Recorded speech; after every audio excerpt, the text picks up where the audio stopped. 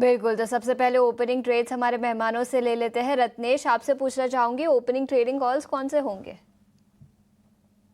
जी, मुझे यहाँ पे काफ़ी अच्छा मोमेंटम मेटल में दिखाई दे रहा है, उसमें वीडीएल में काफ़ी एक अच्छा ब्रेकआउट यहाँ पे दिखाई दे रहा है। मुझे ऐसा लगता है तेज़ी कंटिन्यू रह सकती है, जो प्री ओपनिंग सेशन में बनी है यहाँ पे 500 ₹15 का एक छोटा-सा स्टॉप लॉस लगा के ऊपर में टारगेट बन सकता है 535, 537 ये 2 टारगेट बन सकते हैं।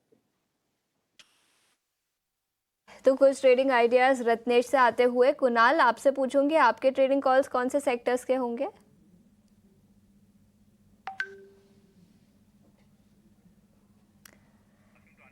कुणाल, ये सवाल आपके लिए था, प्लीज अपना माइक अनम्यूट कर दीजिए। वेल आईआरएफसी के ऊपर फोकस करके चलने की सलाह है। हैमर कैंडलस्टिक्स बनाने के बाद अच्छी खासी मोमेंटम यहाँ पे देखने को मिल रही है। 115 के एसएल के साथ खरीदारी करके चलिए। फिलहाल आईएफसी 119 के अराउंड ट्रेड हो रहा है। टारगेट की बात करें तो 122 का पहला टारगेट है, नहीं ब्रेक होता है तो 127 का दूसरा टारगेट भी हमें यहाँ पे देखने को मिल सकता है। सो व्यू आईआरएफसी पे फोकस करके चलने का है। 100 प्रेजेंट लेवल से खरीदारी करके चलिए, 115 का एसएल यहाँ पे मेंटेन करके चलिए। नजरिया और कुछ स्टॉक स्पेसिफिक आइडियाज आते हुए, लेकिन निफ्टी की बात करें तो 51 अंकों की तेजी के साथ 26,250 के पार कारोबार करता हुआ ऑल टाइम हाई लेवल से थोड़े ही दूर है। शायद आज के या कल के सत्र में ऑल टाइम हाई लेवल्स फिर से एक बार रीच हो जाए। मयूरेश, आपसे पूछना चाहूंगी, क्या लगता है आपको ऑल टाइम हाई लेवल्स आज दिखेंगे? Million dollar question but we are very very close, तो बिल्कुल मुमकिन है।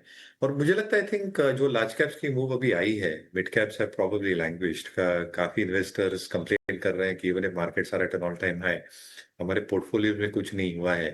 और ये लाजमी है क्योंकि पहली मूव लार्ज कैप्स में आती है and then that is followed by mid caps as the market consolidates. तो बिल्कुल लगने की उम्मीद है। और मुझे लगता है आई थिंक अगर ये ऑल टाइम हाईज लगते हैं तो केक सेलिब्रेशन जरूर होना चाहिए। 4 अंक दूर है अब हम ऑल टाइम हाई लेवल से, तो शायद कुछ ही मिनटों में ये हो भी जाए 2 अंक दूर। निफ्टी 26,000 के पार 26,277 ये ऑल टाइम हाई लेवल है। 276 पर ऑलरेडी है हम। तो शायद ऑल टाइम हाई लेवल्स कुछ ही मिनटों में होता हुआ नजर आ सकता है। Okay, Nifty all time high levels फिर एक बार। इंडिया के फंडामेंटल्स अभी भी काफ़ी स्ट्रॉन्ग, अर्निंग्स ग्रोथ पर हमेशा से फोकस रहा है और काफ़ी रेजिलिएंट रही है इंडिया के मार्केट्स। ग्लोबल इकोनॉमी में काफ़ी अनसर्टिनिटी उसके बावजूद इंडिया फिर एक बार ऑल टाइम हाई लेवल्स पर। निफ्टी आपके स्क्रीन्स पर आता हुआ। अभिषेक, काफ़ी अच्छा मुकाम फिर एक बार भारतीय बाजारों ने पार किया है।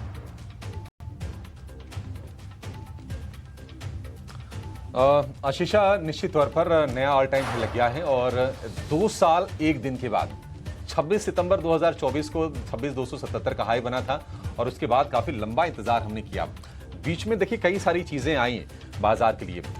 एक तो वैल्यूएशन थोड़ी शूट अप हो गए थे। कैपेक्स रुक गया था क्योंकि पिछला साल जो था इलेक्शन ईयर था। इंटरेस्ट रेट थोड़े हाई थे और उसके बाद कई सारी चीजें हुई हैं, कई सारी अच्छी चीजें भी हुई हैं, कई सारे डिसरप्शन भी आए।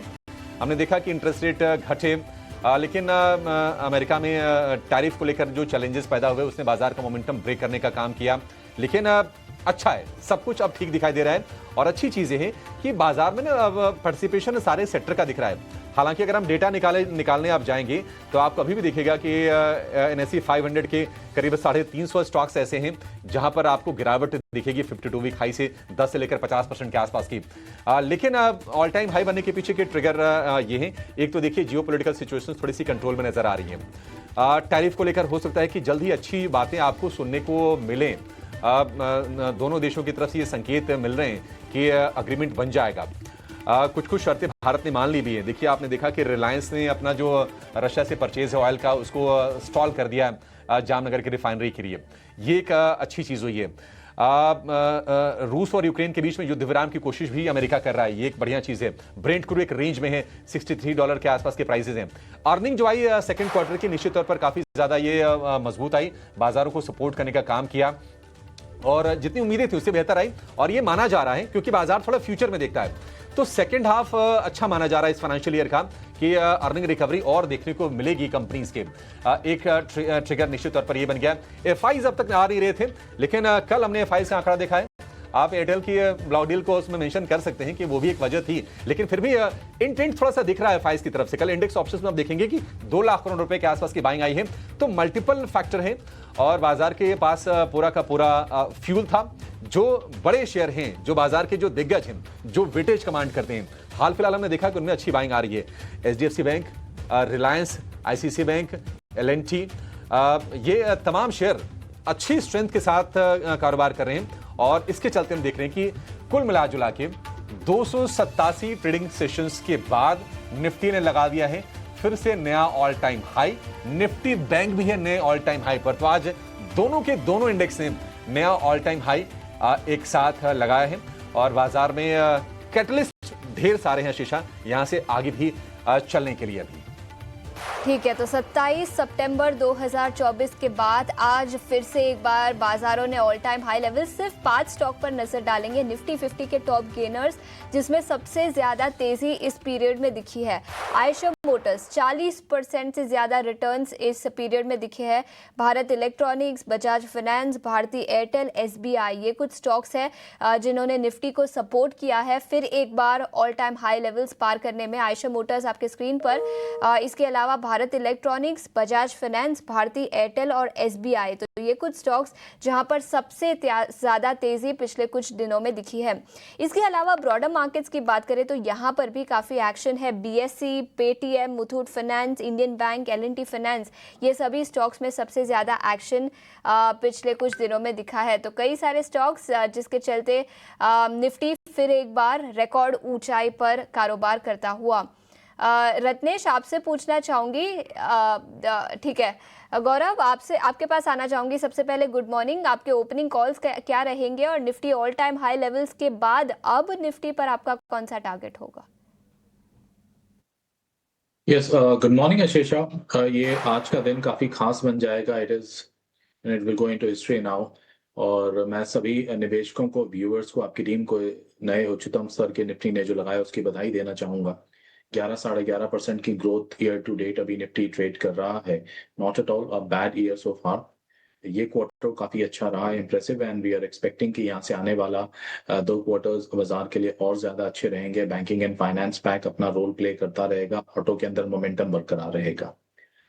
मैं क्विकली अपने आज के ट्रेड जरूर शेयर कर देता हूं। दोनों ही ट्रेड्स लॉन्ग साइड पर हैं। एनबीएफसी में I have remained a positive outlook. पहला शेयर मैं एल&टी फाइनेंशियल सर्विसेज में बाय रिकमेंडेशन देना चाहूंगा। करंट लेवल पे बाय कर सकते हैं with a stop loss at 297 और 325 तक के टारगेट्स हम एक्सपेक्ट कर रहे हैं स्टॉक के अंदर। जो दूसरा स्टॉक मैंने चुना है that is Glenmark pharma. India की एक दिग्गज एमएनसी है। करंट लेवल 1940, बाय की सलाह रहेगी। 1870 का स्टॉप लेना है और 2050 तक के टारगेट्स हम एक्सपेक्ट कर सकते हैं आने वाले 2 से 4 ट्रेडिंग सेशंस में। दोनों ही लॉन्ग कॉल्स हैं।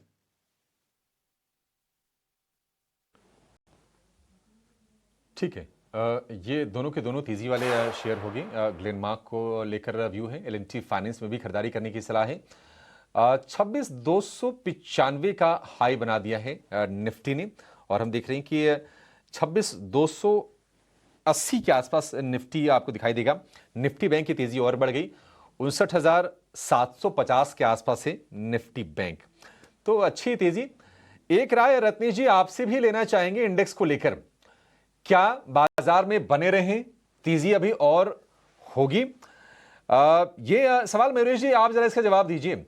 आपको क्या लगता है कि बाजार में ये इन्वेस्टेड रहने का समय है या फिर थोड़ी बहुत प्रॉफिट टेकिंग के बारे में सोचना चाहिए? नहीं, मेरे हिसाब से आई थिंक एक बार पोर्टफोलियो मॉनिटर करना चाहिए ऑल टाइम हाइस पे। और जो अच्छे क्वालिटी लीडरशिप स्टॉक्स हैं जहाँ पे अर्निंग्स ठीक ठाक रह सकती हैं, they should continue in your portfolios. जहाँ पे अर्निंग्स बिल्कुल नहीं है और ये मार्केट्स में आई थिंक एक रिएक्टिव मोड पे आई थिंक आ चुके हैं and they have been laggards but have come up in your portfolio, वो एक बार रिव्यू करके वीड आउट कर सकते हैं। तो I think this is always a good time to review your portfolio, weed out laggards in your portfolio and retain your winners.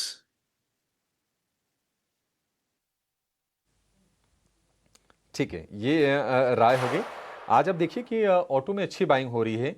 Bajaj auto में तेजी आपको दिखाई देगी और इसको लेकर ना कंसेंसस बाई एक तरह से हमारे एक्सपर्ट्स के बीच में है। एमएनएम के शेयर में आधे % के आसपास की तेजी है। बैंकिंग में आईसीसी बैंक में करीब 0.25% के आसपास की मजबूती है।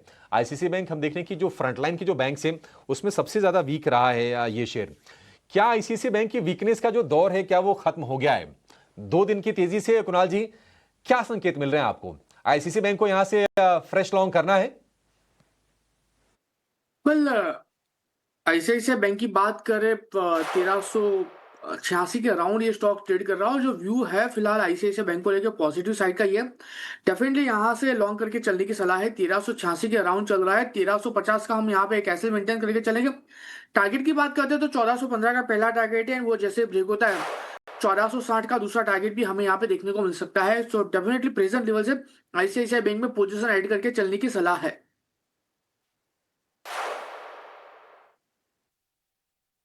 आईसीसी बैंक को लेकर ये व्यू हो गया। मेटल पैक में भी आज हम तेजी देख रहे हैं। अच्छा, मेटल को एक बार जरा ना मैं एक बार अशोक लेलैंड पर व्यू लेना चाहूंगा आपसे गौरव जी। अशोक लेलैंड स्ट्रॉन्ग काउंटर, अच्छी तेजी इसमें बन रही है। आप जरा बताएंगे कि कहां तक ये शेयर जाता हुआ दिख रहा है और इसको